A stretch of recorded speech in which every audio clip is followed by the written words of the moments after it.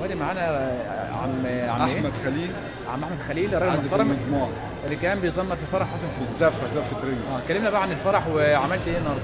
انا فرقه الزفه دي اكبر فرقه زفه في مصر، اسمها رنج. وانا بتاع مزمار، اعوذ بالله من الشيطان الرجيم. انا لفيت العالم كله لفيت العالم كله طبعا. ما شاء الله. زي ايه؟ رحت فين بقى؟ رحت ايطاليا وفرنسا والبرتغال والبحرين. بيطلبوك بالاسم بقى؟ طبعا شغل.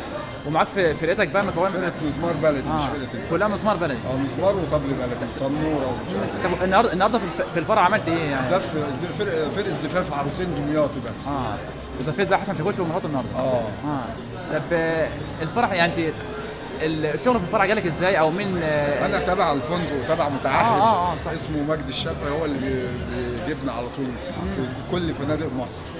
ما بنشتغلش الا فنادق بس. طب حسن شاكوش بقى قال لك حاجه وانت بتزمر كده؟ طبعا، ما هو حبيبنا، ما هو اصل انا راجل نقابي، رقم عضويتي 116. طب قال لك ايه بقى حسن شاكوش؟ قال لك ايه النهارده؟ قال لي اهلا يا شرفته، وقال لي اهلا يا حاج احمد وقال لك العزف كويس يعني؟ هو قال لك يعني العزف طبعا بتاعك كويس؟ لا طبعا ما شاء الله. طب يعني الفرح النهارده كويس، الاجواء كويسه؟ طبعا الاجواء بكره جوه فوق ما تتخيل.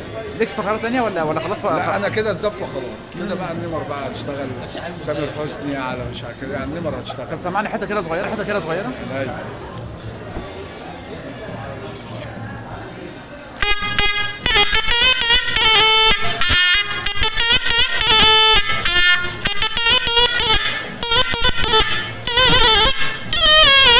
ما شاء الله يا عم، ما شاء الله. ربنا يكرمك.